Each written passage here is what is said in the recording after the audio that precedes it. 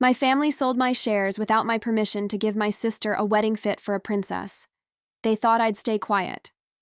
Instead, I showed up at the wedding with a plan. And by the end of the night, I didn't just ruin the wedding, I ruined all of them. If you've ever been betrayed by the people you trusted the most, hit that like button and subscribe. This is a story about greed, betrayal, and the most satisfying revenge I've ever pulled off. You don't want to miss this. Hi, my name is Natalie, and this is the story of how my family destroyed me, and how I destroyed them right back. I used to believe family was everything, that no matter what, we would always have each other's backs. But sometimes the people you love most are the ones who hurt you the deepest. I grew up working side by side with my dad, Robert, in our family business, a small construction company he'd built from the ground up. When I was a teenager, while my friends were out at parties or relaxing on weekends, I was on job sites, hauling materials, answering calls, and learning every inch of how the business worked. My mom, Linda, always said she was proud of me, but deep down I knew the truth. My younger sister, Emily, was her favorite. Emily was the golden child. She was spoiled, pampered, and never had to lift a finger. While I was learning accounting and supply chain management, Emily was out shopping with Mom or posting glamorous selfies with captions like, "Living my best life." I didn't mind it too much. I figured we just had different paths. I liked building things, creating stability. Emily liked attention and pretty things. By the time I was 24, Dad offered me 10% of the company's shares as a reward for my hard work. It wasn't just about the money, it was about recognition. I felt seen. It was the first time I truly believed I had a future in the business. But then, Emily got engaged. Her fiancé, Jason, was one of those guys who seemed charming at first. He was handsome, well-spoken, and treated Emily like a princess. My mom adored him immediately, calling him the perfect gentleman. I wasn't so sure. Something about him felt off. Too slick. Too performative. The moment they announced their engagement, my mom went into full wedding planner mode. It was like she was the one getting married. Every conversation became about flowers, venues, dress fittings, guest lists.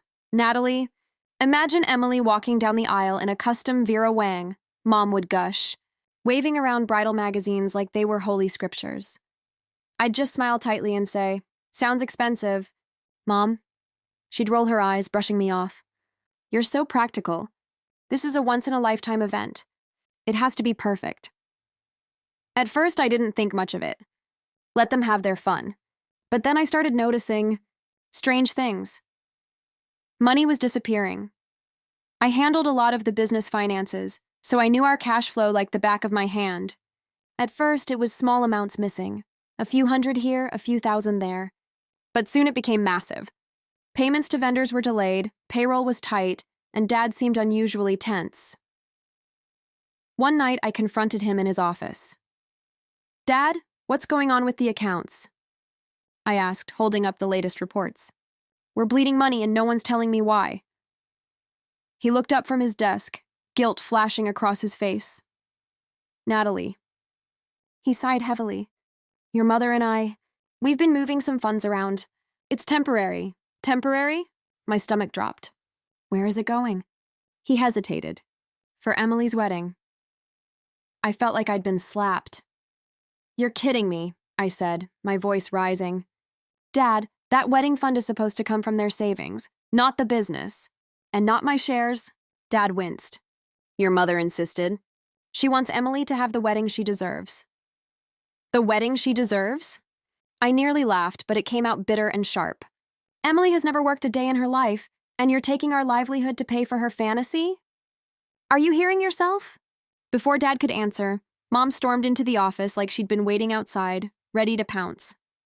"Enough, Natalie," she snapped. "This is your sister's moment. Don't be so selfish." "Selfish?" I repeated, stunned. "Mom, you're literally stealing from me." Her expression hardened. "Oh, please. You'll inherit plenty someday. This is about family. And if you really cared about Emily, you'd support her." Something in me cracked at that moment. I realized they didn't see me as part of the family, just as a resource to drain when it suited them. But I wasn't going to let it slide. Not this time. Because if they wanted to treat me like the villain, I was going to show them exactly what kind of villain I could be. I didn't sleep that night. I lay in bed staring at the ceiling, replaying the conversation over and over. The disbelief, the anger, the sheer audacity of my mom calling me selfish while they drained everything I'd worked for. By morning, my anger had solidified into something sharper: resolve. I went to the office early, hoping to catch Dad alone before Mom showed up. When he walked in, coffee in hand, I was already sitting at his desk with the financial files spread out in front of me. "Dad," I said flatly, "we need to talk, now." He sighed, setting down his mug. "Natalie, please don't start. I didn't sleep at all last night. This isn't easy for me either." "Not easy for you?" My voice cracked with disbelief. "You sold my shares, without even telling me. Do you know how illegal that is? You had no right." Dad flinched but didn't deny it. That hurt almost as much as the act itself. I took a deep breath, forcing my voice steady. "I've given my life to this company. I've been here since I was 16. And you just handed over everything I built so Emily could have a fairy tale wedding?" "She's your sister," he said softly, like that made it okay. "Family comes first." "Family doesn't steal from each other," I shot back. "Do you even know how much they've spent?" He shifted uncomfortably, avoiding my gaze. "Your mother. She handled most of it." That was all I needed to hear. The rest of the day, I worked mechanically, my mind elsewhere. I kept thinking about Emily's smug smile, the way she always got what she wanted. I thought about Jason, who barely acknowledged me unless he needed something. By evening, I'd made up my mind. If they wanted a war, they were going to get one. That weekend, Mom invited me to a family dinner. When I arrived, the dining room table was overflowing with flowers and fabric swatches, wedding magazines scattered everywhere. Emily was sitting at the head of the table like a queen holding court. Jason sat beside her, scrolling on his phone. "Natalie!" Mom beamed, rushing to hug me. Come, sit down." We were just finalizing the menu. I sat stiffly, barely returning the embrace. "Finalizing it with what money?" I asked coldly. Her smile faltered for half a second before snapping back into place. "Oh, honey, don't start this again." "It's handled." "Handled?" I repeated. "You mean stolen." Emily groaned dramatically, rolling her eyes. Here we go again. "Natalie, can you not ruin one family dinner with your negativity? This is supposed to be the happiest time of my life." I turned to her, my voice icy. "It must be nice, Emily, to have everything handed to you while the rest of us work ourselves to the bone." Jason finally looked up from his phone, smirking. "Come on, Nat, it's just money." "You'll make more." "Just money?" My hands curled into fists under the table. That just money was my future, my security, and you all took it without even asking. Mom slammed her hand down on the table. "Enough! Natalie, I will not have this conversation again. You will come to this wedding, you will smile, and you will support your sister. Or you can stay home and sulk." I stared at her, stunned. "Is that what you think of me? Some bitter outsider?" Her silence was answer enough. I stood up, shaking with rage. "Fine. You want me to stay out of it? You got it. But don't you dare call me when it all comes crashing down." I walked out without looking back. For the next few weeks, I pretended to comply. I attended fittings, tastings, and planning sessions, smiling and nodding like a dutiful daughter. All the while, I was gathering information. I learned exactly how much they'd spent, and on what. I learned which vendors hadn't been paid in full. I learned every single detail about the venue, the schedule, the guest list, and most importantly, I learned that Emily and Jason's dream wedding wasn't fully paid off yet. There were huge outstanding balances due the week of the wedding, which gave me leverage. One night, after everyone had gone home, I stayed late at the office, digging into the accounts. That's when I found the smoking gun, a transfer from my personal shares account directly to a wedding planner's account. My mother had forged my signature. My hands trembled as I stared at the screen. It wasn't just betrayal, it was fraud. That was the moment I knew I couldn't just sit back and let them get away with it. If they thought they could erase me from the picture, they were about to find out how wrong they were. The week before the wedding, I visited the venue under the guise of helping Emily with details. The place was extravagant beyond belief. Crystal chandeliers, imported flowers, a string quartet rehearsing in the corner. It reeked of excess. As the planner gave us a tour, I asked casual questions, storing away every answer. Which vendor handled the catering? Who managed the sound system? When were final payments due? By the time we left, I had everything I needed to set my plan in motion. 3 days before the wedding, I overheard Emily bragging to her friends on the phone. Jason doesn't even know half the stuff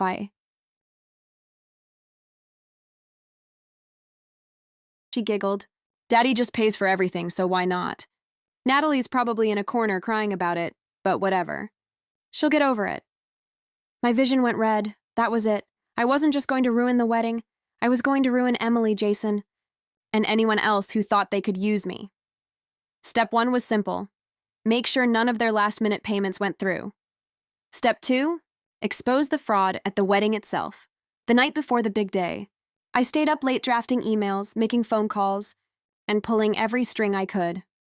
By sunrise, the stage was set. Emily thought she was walking into the happiest day of her life. What she didn't know was that by the end of it, she'd be left standing in the ruins of everything she'd ever wanted. The morning of the wedding was almost eerily calm. The sun streamed through my window as if mocking me, painting my room in warm gold. I stood there for a moment staring at my reflection in the mirror. My dress was simple, nothing like Emily's, over-the-top designer gown. But I didn't care. Today wasn't about looking perfect. It was about taking everything back. My phone buzzed with message after message from Mom. Where are you? Emily needs you here now. Mom, don't you dare be late today, Natalie. Don't ruin this for your sister. Mom, answer me? I ignored them, taking my time to finish getting ready. For the first time in weeks, I felt in control. When I finally arrived at the venue, the place was a circus. Florists were rushing around, caterers hauling trays of food, photographers snapping pictures.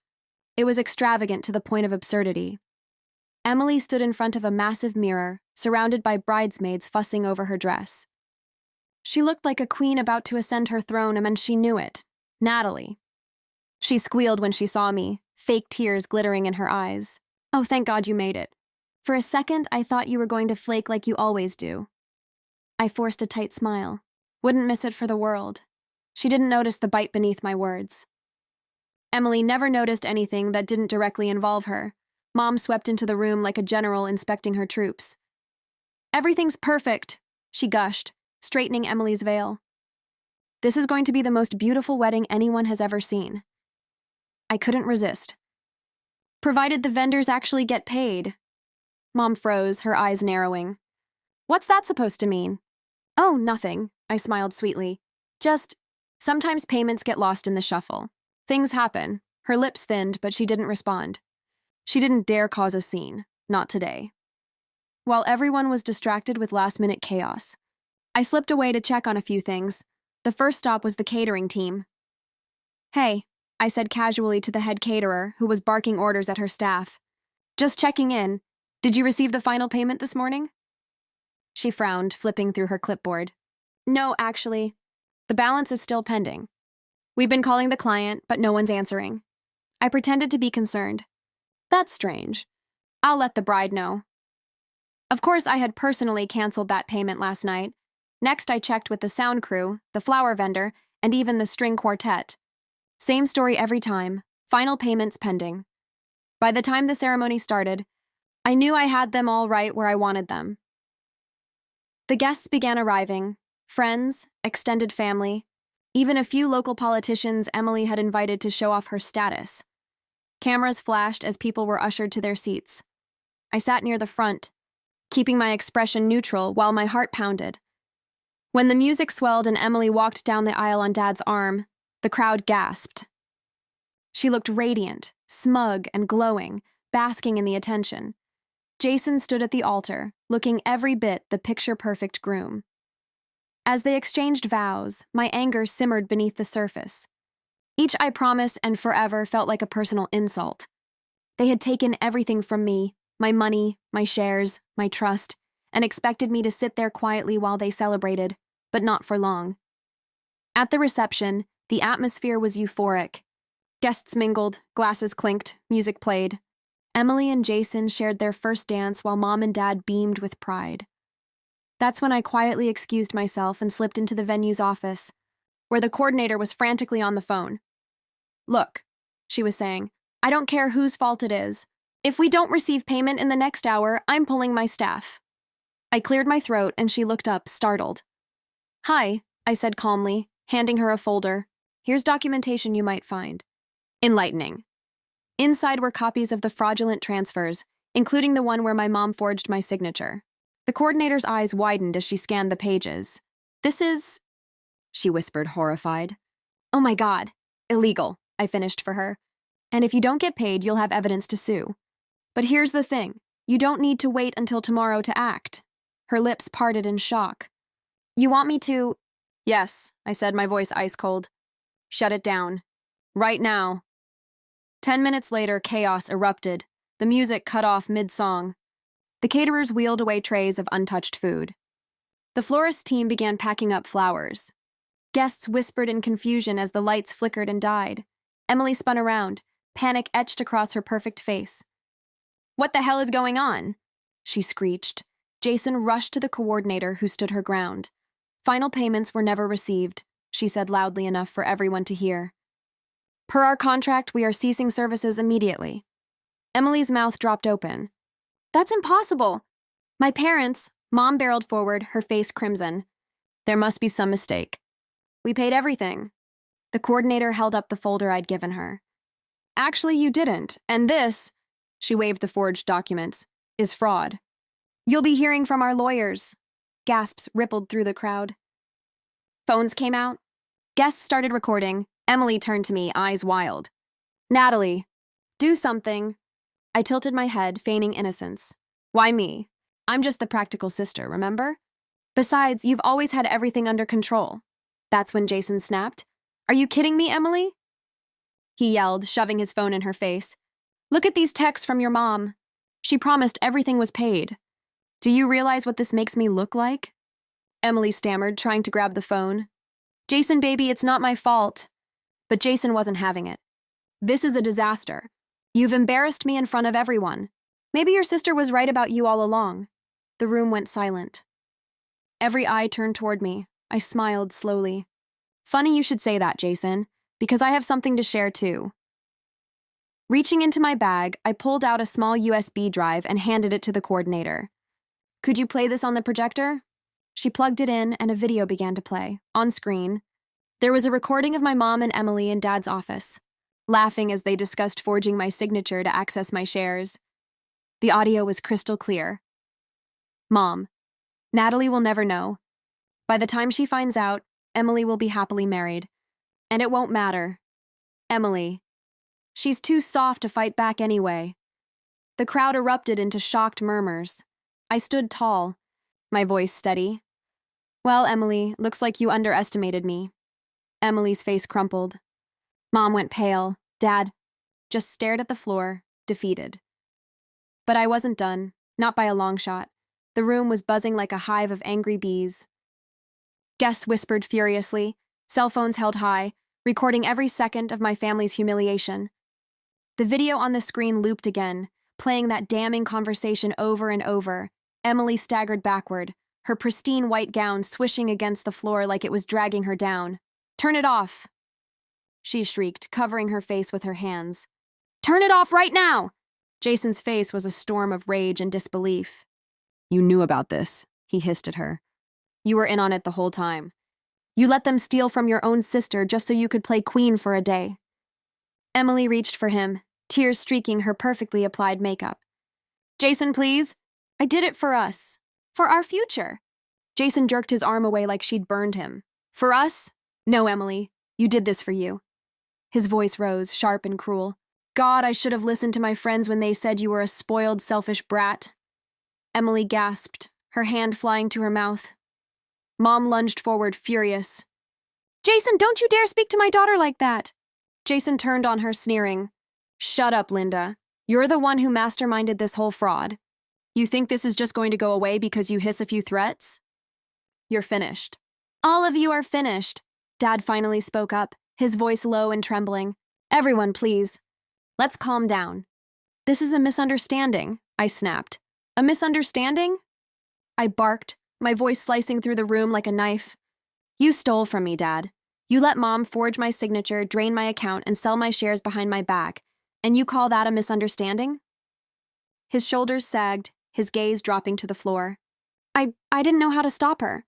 She was so determined to give Emily the wedding of her dreams. I laughed bitterly. And what about my dreams, Dad? Did those even cross your mind? He flinched like I'd struck him. The venue coordinator cleared her throat, her voice firm and professional despite the chaos. Legally, this event is over. Our staff will be packing up immediately. Police have been notified regarding the forgery and theft. That got everyone's attention. Mom's head snapped toward. Police! No! This is a private family matter. We can resolve this internally. The coordinator's tone was ice cold. Not anymore. You crossed a line when you forged documents. I suggest you get a lawyer. Gasps rippled through the crowd. Some guests quietly slipped out the back, eager to avoid being caught up in a scandal. Others stayed, fascinated, their phones capturing every moment. Emily spun on me, her mascara running like black rivers down her cheeks. Natalie, please just stop this. We're sisters. You can't do this to me. My hands trembled, but not from hesitation. From anger so deep it felt like fire in my veins. You did this to yourself, Emily, I said, my voice low but deadly. You took everything from me and expected me to smile and clap while you paraded around like a princess. Well, guess what? The crown just slipped. Jason gave a harsh laugh, turning to the audience. Ladies and gentlemen, I think it's safe to say this wedding is over. He ripped off his boutonniere, threw it on the floor, and stormed out. Several groomsmen followed, muttering under their breath. Emily's knees buckled, and she collapsed into a chair, sobbing uncontrollably. Mom tried to comfort her, but Emily shoved her away, screaming, "This is your fault!" Mom froze, stunned. My fault? Emily, I did all of this for you? No! Emily's voice cracked like shattered glass. You did this for yourself. You wanted to show everyone how perfect our family was, how rich and classy we were, but it's all a lie. The room went dead silent. I wasn't done. Not yet. I walked to the center of the room, slowly, deliberately. You know what's funny? For years, you've all treated me like an afterthought. The boring one. The practical one. The one who never needed anything because I was so strong. I turned to face the crowd, my voice rising. But here's the truth. I built this company. I worked for every cent we earned. And while I was out there sweating and bleeding to keep us afloat, my family was scheming behind my back. They thought they could erase me. Replace me. I paused, savoring the moment. But you can't replace what you don't understand. And you definitely can't erase someone who knows where all the bodies are buried. With that, I pulled out a thick envelope and dropped it on the table with a dramatic thud. This, I announced, is proof that I am now the majority shareholder of the company. Mom's face drained of color. What? That's impossible, I smirked. While you were busy playing wedding planner, I was busy buying up the remaining shares. Quietly, legally, every single one. Dad's mouth opened and closed like a fish gasping for air. But how? We would have known. You didn't notice because you weren't paying attention to me, I said, my tone dripping with venom. Just like always. A collective gasp swept through the room. The guests were eating it up, their phones recording every word. Emily clutched the arms of her chair, her voice hoarse. So, you planned this. You ruined my wedding on purpose. I leaned down, inches from her tear-streaked face. No, Emily. You ruined it yourself when you decided I didn't matter. Her sobs turned to screams. I hate you. I hate you. I straightened up, cold and unbothered. Good, because after today, you'll never have to see me again. Or my money. Or this company. Mom lunged at me then, her face twisted in rage. You ungrateful little... Security stepped between us before she could reach me. Ma'am, please calm down or you'll be escorted out. Mom's jaw clenched, but she stepped back, seething. As the police arrived, chaos turned to panic. Officers began taking statements while vendors packed up and left. The once beautiful venue now looked like a battlefield. Toppled chairs, scattered flowers, half-eaten food abandoned on tables. I stood at the edge of it all, strangely calm. For the first time in my life, I wasn't the forgotten sister. I wasn't the background character in Emily's perfect story. I was the one writing the ending, and it was going to be devastating. As an officer approached me, notebook in hand, he asked, "Miss Carter, do you want to press charges?" I looked over at my mom and Emily, huddled together and sobbing, and my father, standing alone with his head in his hands. A slow, deliberate smile spread across my face. "Oh," I said, my voice smooth and certain. "Absolutely." But this wasn't the end. While my family was about to face legal hell, I had something even bigger planned. Something that would leave them not just humiliated, but completely powerless. The courtroom smelled like old wood and cold justice. The kind of place where secrets came to die and lies unraveled under fluorescent lights. Mom sat at the defense table, pale and drawn, her once perfect posture slouched in defeat. Emily sat beside her, red-eyed and trembling. Dad sat a few feet away, alone, his hands clasped tightly as if in silent prayer. They all looked smaller somehow, diminished by the weight of what they'd done. Across the room, I sat with my lawyer, calm and collected. Dressed in a sharp black suit, hair pulled into a sleek bun, I was no longer the quiet, overlooked daughter. Today, I was a force to be reckoned with. The judge adjusted his glasses and looked over the paperwork. "The evidence presented is extensive," he said, his tone flat but firm. "Forged signatures, unauthorized sale of shares, misappropriation of company funds, all to finance a wedding. This is serious fraud." Mom tried to speak, her voice breaking. "Your Honor, please. I only wanted to give my daughter the wedding she deserved." "I never meant to hurt anyone." The judge's gaze was ice cold. "Intent does not erase consequences, Mrs. Carter. Your actions were deliberate and illegal." Emily whimpered beside her. "I didn't know." "I swear I didn't know it was illegal." I leaned forward, my voice steady. "Your Honor, I'd like to submit one final piece of evidence." My lawyer handed over a folder, thick with documents. The judge flipped through it, his brow furrowing. "These are bank statements, property deeds?" "Yes," I said, my voice cutting through the tension. "Everything purchased using the stolen money. I'm requesting that all of it be seized and returned to my account, where it belonged in the first place." A murmur rippled through the courtroom. The judge nodded slowly.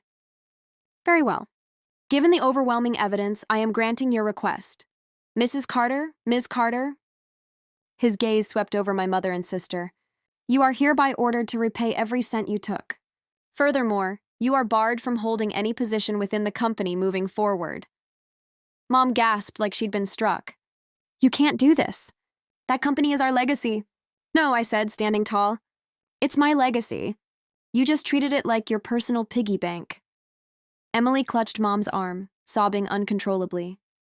"What are we supposed to do now? We've lost everything." The judge's voice was unyielding. "That is no longer this court's concern. Bailiff, please escort them out." As they were led away, Mom twisted in the bailiff's grip, screaming at me. "Natalie, you'll regret this.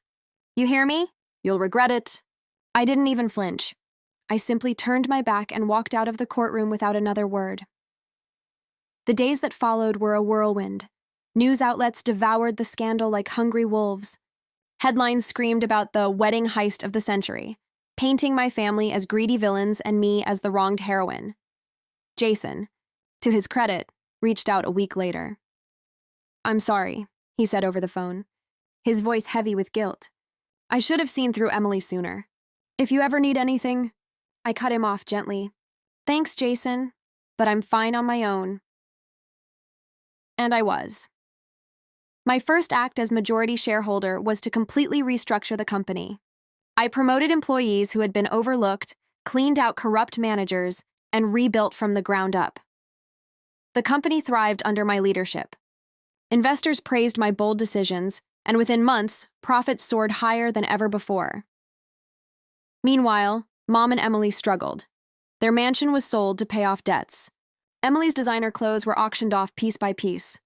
Mom took a small apartment on the edge of town, her once perfect social circle abandoning her like rats fleeing a sinking ship. Dad. Well, Dad surprised me. He showed up at my office one evening, hat in hand, looking older and more fragile than I'd ever seen him. "I'm sorry, Natalie," he said quietly. "I should have protected you. I should have stopped them."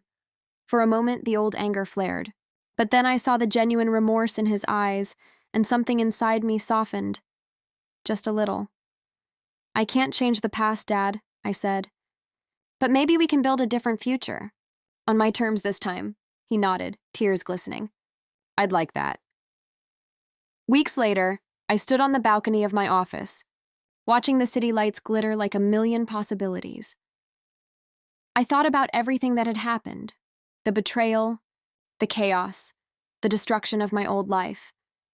And then I thought about what I'd gained: freedom, power, and a future that was mine alone. Emily once told me that I'd always be in her shadow, that I'd always be the boring sister, the safe sister, the one no one noticed. Well, no one was ignoring me now. As I sipped my wine, a slow, satisfied smile spread across my face. My family had tried to erase me. Instead, they'd made me unstoppable. And this was just the beginning. If this story gave you chills, don't forget to hit that like button and subscribe to the channel for more intense revenge stories. And tell me in the comments, what would you have done if your own family betrayed you like this? I love reading your thoughts and stories, and who knows, your comment might... For quarters, inspire the next video. See you in the next one.